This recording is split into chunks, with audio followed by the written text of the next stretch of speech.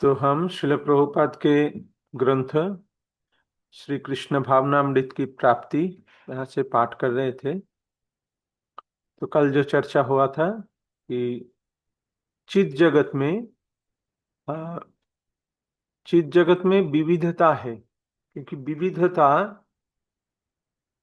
अ, आत्मा का धर्म है। जहाँ विविधता नहीं है वहाँ हम सुखी नहीं हो सकते हैं। ये हमारे जीवन में भी हम देखते हैं। एक ही खाना, एक ही कपड़ा अगर आपको सबसे अच्छा भी हो, वो अगर आपको डेली दिया जाए तो आपको उसमें अच्छा नहीं लगेगा। हाँ, डेली मिठाई आपको दिया जाए तो आपको अच्छा नहीं लगेगा, लगेगा कि किसी दिन हमें थोड़ा करेला भी दे। तो इस तरह हमारे जीवन विविधता से भरा हुआ है। ये विविधता आत्मा का धर्म है। हम्म। लेकिन जो निर्विशेषवादी अद्वैतवादी है, वो चाहते हैं कि ब्रह्म ज्योति में लीन हो जाएंगे जहाँ कोई विविधता नहीं है। इसीलिए वहां जाकर भी वो आनंद प्राप्त नहीं कर पाते हैं, फिर इस संसार में लौट आते हैं। विविधता का यथार्थ आनंद आत्मा में बिना किसी भ्रामक सापेक्षता के विद्यमान रहता है। यह आत्मा का धर्म है। दूसरी ओर जड़ पदार्थ गतिशील आत्मा की संगति में उसी आध्यात्मिक विविधता का मिथ्या प्रतिनिधित्व अथवा विकृत प्रतिबिंब प्रकट करता है, जिसका तथाकथित सामियों का अद्वैतवादी वर्ग इतने हठपूर्वक खंडन करता है। तो जड़ पदार्थ गतिशील आत्मा की संगति में उसी आध्यात्मिक विविधता का मिथ्या प्रतिनिधित्व करता है। जड़ पदार्थ जो जड़ पदार्थ में जो विविधता है, इस भौतिक जगत में जो विविधता है, वो विकृत प्रतिबिंब है, असली नहीं है। जैसे आईने में हम खड़ा होते हैं तो आईने का जो प्रतिबिंब दिखता है हमें, वो प्रतिबिंब असल नहीं है, वहां पे कोई व्यक्ति नहीं है।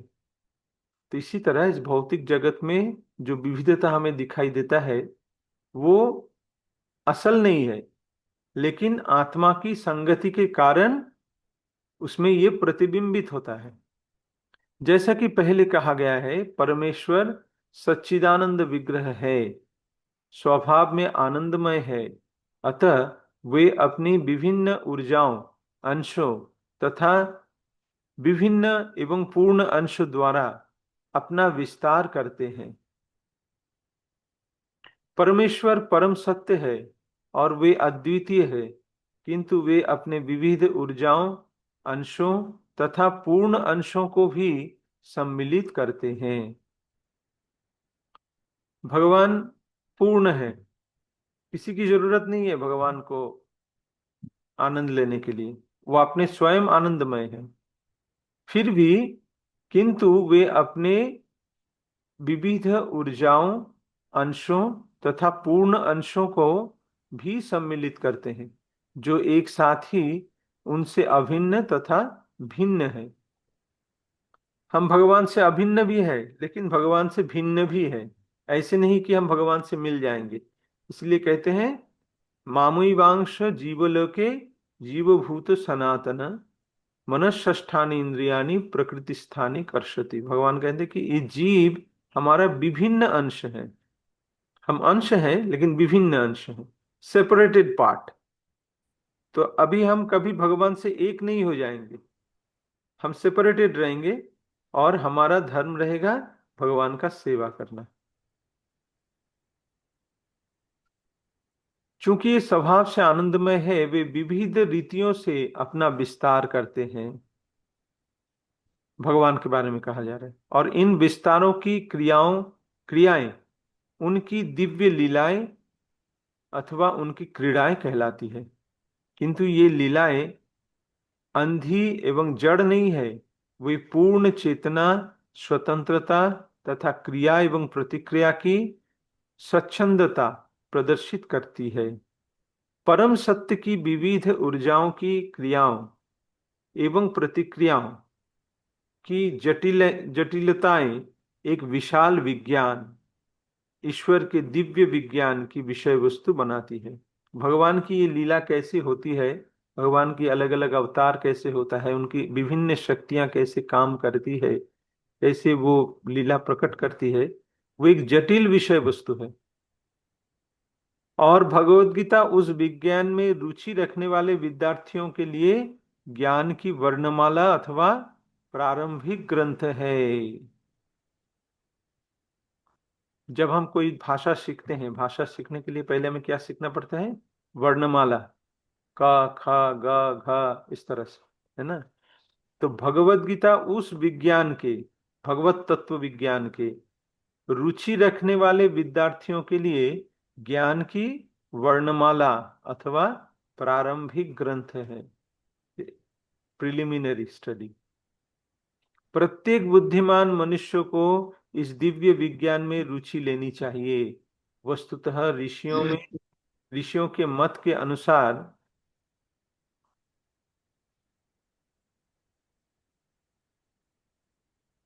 कुछ प्रभु म्यूट कर लीजिए। म्यूट हो गया।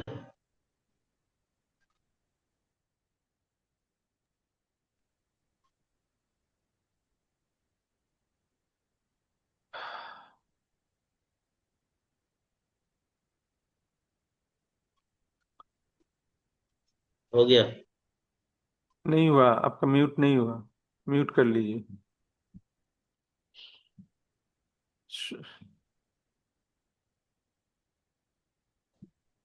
चूंकि जैसा कि पहले कहा गया है, परमेश्वर सच्चिदानंद विग्रह है, स्वभाव से आनंदमय है, अतः वे अपनी विभिन्न ऊर्जाओं, अंशों तथा विभिन्न एवं पूर्ण अंश द्वारा अपना विस्तार करते हैं।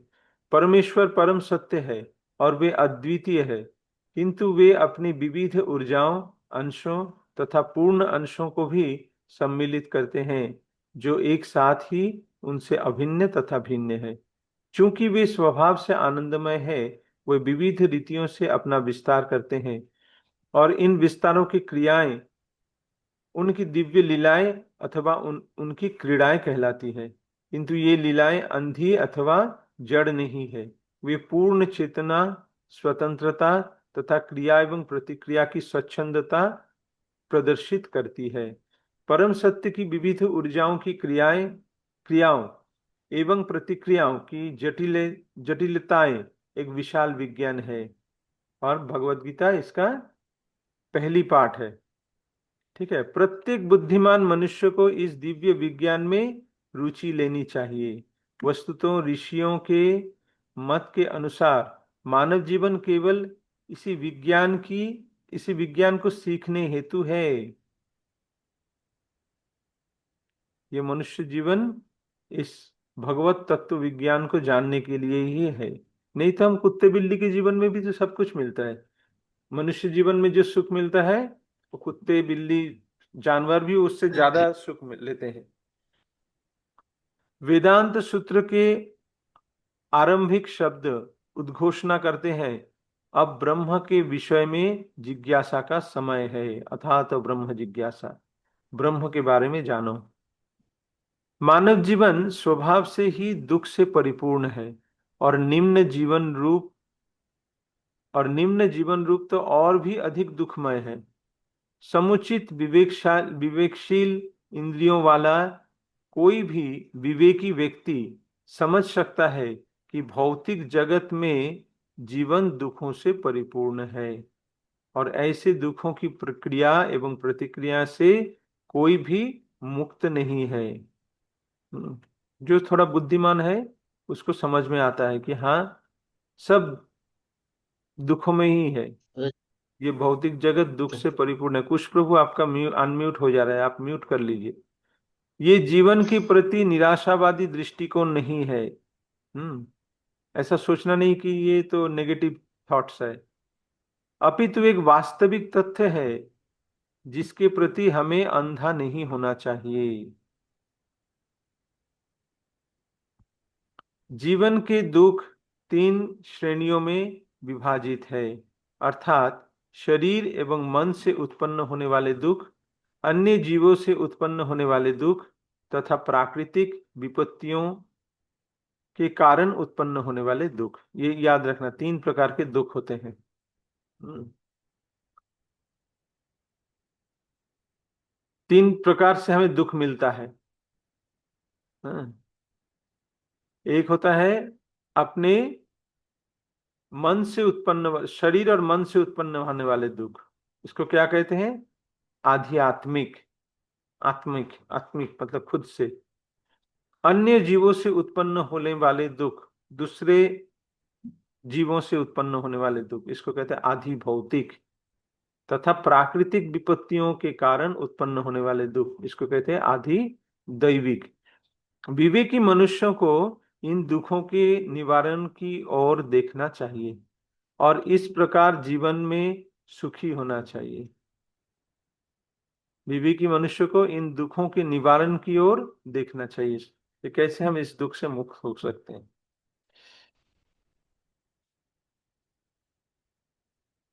और इस प्रकार जीवन में सुखी होना चाहिए। हम सभी इन दुखों से शांति एवं मुक्ति प्राप्त करने का प्रयत्न कर रहे हैं, कम से कम अनजाने में। और उच्चतर बौद्धिक वर्गों में इन दुखों से छुटकारा पाने हेतु चतुर योजनाएं एवं प्रबंधों से प्रयास किए जाते हैं, किंतु जो शक्ति अत्यंत बुद्धिमान व्यक्ति की भी समस्त योजनाएं एवं प्रबंधों को विफल कर देती है, वो है माया देवी अथवा माया शक्ति का शक्ति। तो मनुष्य ज्यादा बुद्धिमान है, वो सोचते हैं कि ठीक है ये दुख है, मैं इस दुख को जय कर लूंगा, हम ऐसे कुछ कर लेंगे कि इस दुखों से हमें निवृत्ति हो जाएगा। लेकिन असली जो समाधान है उसकी ओर नहीं जाता है। वो इस भौतिक जगत में उस दुख को सुख में परिवर्तित करने की चेष्टा में लगा रहता है। लेकिन उनकी हर प्रयास को माया देवी और चतुरता से, वो चतुर है, माया देवी उनसे भी चतुर है, उन और चतुरता से उनकी सारी योजनाएं प्रबंध विफल कर देती है।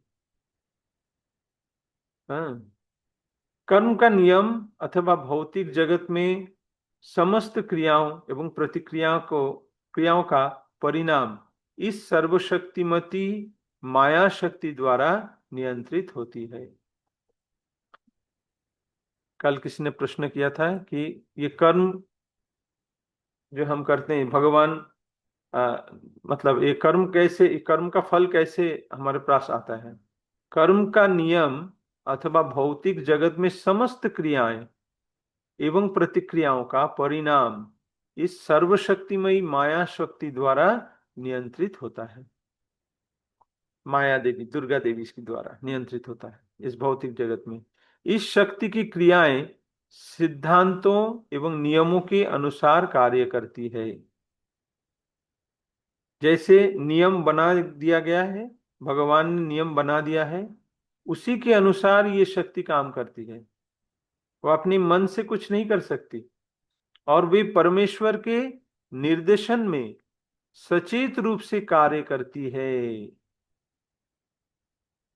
इस शक्ति की क्रियाएं सिद्धांतों एवं नियमों के अनुसार कार्य करती है। किसके नियमों? भगवान के द्वारा बनाए गए नियमों। और वे परमेश्वर के निर्देशन में सचेत रूप से कार्य करती है। वो जानबूझकर, जब हम उनके ऊपर परमेश्वर भगवान का जो निर्देश है उसका ही वो पालन करती है। प्रकृति द्वारा सब कुछ पूर्ण चेतना में किया जाता है, कुछ भी अंधा अथवा आकस्मिक नहीं होता।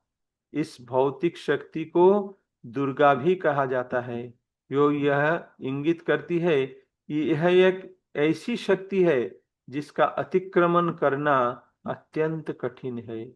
दुर्ग, दुर्ग में जो रहते हैं, दुर्ग को जय करना बहुत कठिन है क्योंकि वो दुर्ग में रहते हैं। इसको अतिक्रमण करना किसी के वश का काम नहीं है। कोई भी व्यक्ति किसी भी मात्रा की बालिश योजनाओं से दुर्गा के नियमों का अतिक्रमण नहीं कर सकता है। बालिश मतलब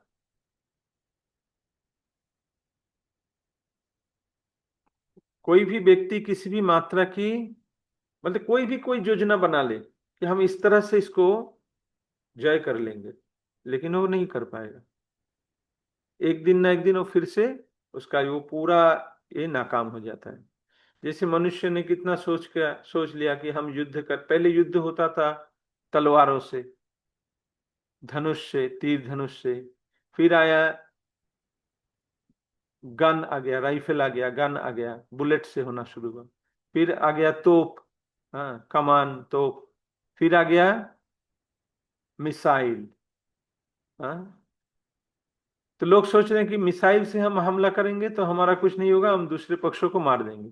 तो दूसरा पक्ष भी ऐसा ही सोच रहा है, वो भी मिसाइल आविष्कार कर लिया।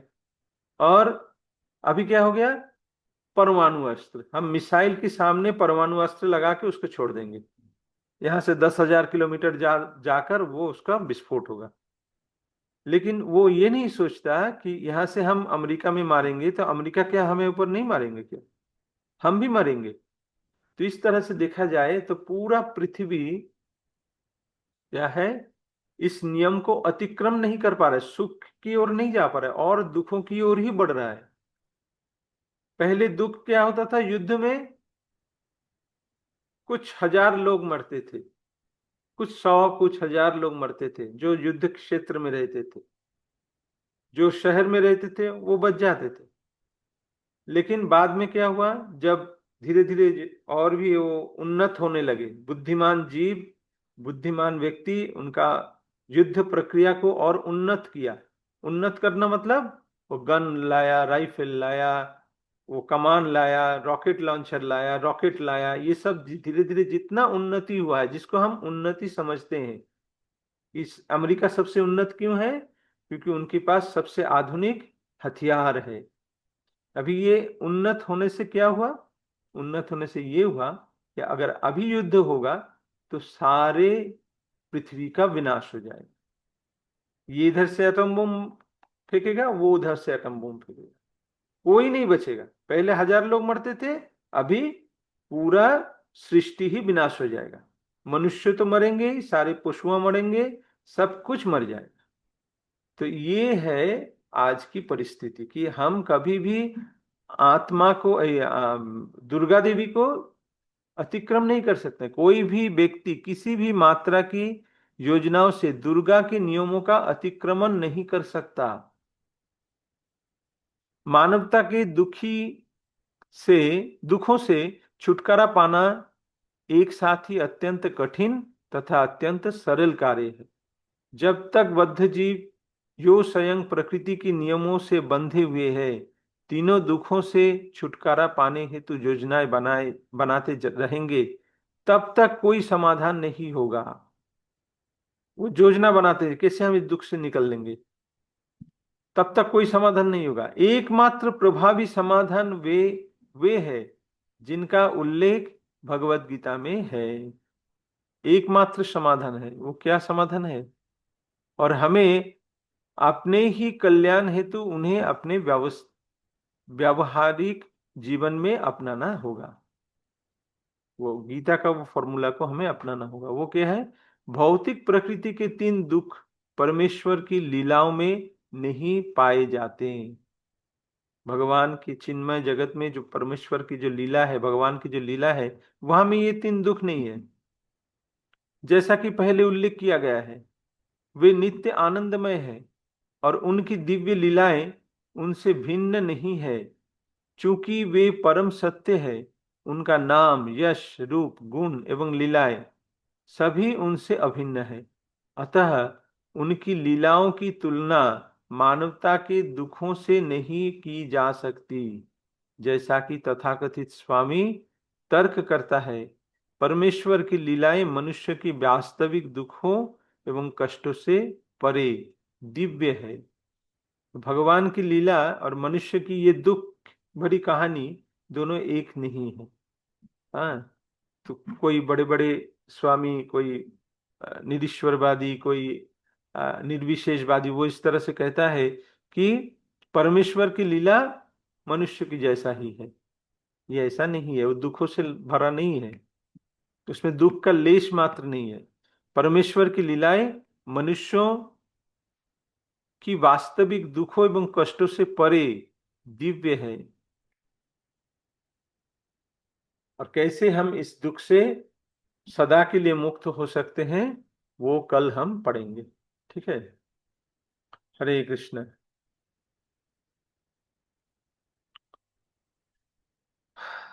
समझ में पूरी आया? वैष्णव पूरी हो। विविध विविध का मतलब क्या है? विविधता मतलब, जैसे आप ड्रेस बनाते हैं, आप ड्रेस बनाते हैं ना, भगवान के लिए ड्रेस बनाते हैं, तो एक कलर का अगर ड्रेस बना देते तो कैसा लगेगा? बहुत अच्छा कपड़ा खरीदा है, लाल, पूरा लाल, उसमें और कुछ नहीं है, अच्छा पूरा लाल कपड़ा अच्छा। लगा दिया, पूरा एक बना दिया, तो अच्छा लगेगा? हम्म, नहीं लगेगा। नहीं। उसके साथ अलग कलर कॉम्बिनेशन करना पड़ता है, उसके ऊपर उसका डिजाइन करना पड़ता है, उसके ऊपर वो जरी लगाना पड़ता है, वो मोती लगाना पड़ता है, सब कुछ ज्वेल्स लगाना पड़ता है, तब वो जब विविधता से पूर्ण होता है, तब वो सुंदर दिखता है, बहुत अच्छा दिखता है। हम्म, तो इसी तरह हमारी जीवन भी विविधता से पूर्ण है। अगर हम एक ही चीज रोज करते जाएंगे तो हमें उसमें आनंद नहीं मिलेगा। जैसे मैंने कहा कि एक ही खाना आपको रोज दिया जाए, सबसे अच्छा खाना भी आप अगर आपको डेली दिया जाए तो वो आपको अच्छा नहीं लगेगा। हमें वेरिएशन चाहिए, अलग अलग चाहिए। हमें नमकीन भी चाहिए, मिठाई भी चाहिए, खट्टा भी चाहिए, हम्म, अलग अलग सब कुछ चाहिए। जो नमकीन पसंद करता है सिर्फ नमकीन दे दो, थक जाएगा, बोले क्या हम्म, दिया है, सिर्फ नमकीन, अरे तुम तो नमकीन ही चाहते हो। नहीं नहीं नहीं नहीं, मुझे थोड़ा अलग भी तो कुछ दो। तो ये वेरिएशन जिसको कहते हैं, ये वेरिएशन आत्मा का धर्म है। क्योंकि भगवान की चिन्मय जगत में सब कुछ ऐसी विविधता से पूर्ण है, और हम वहां के ही हैं। इसीलिए आत्मा में वो विविधता वो ढूंढते हैं। समझ में आया? हाँ, हरे कृष्ण। और किसी का कोई प्रश्न है?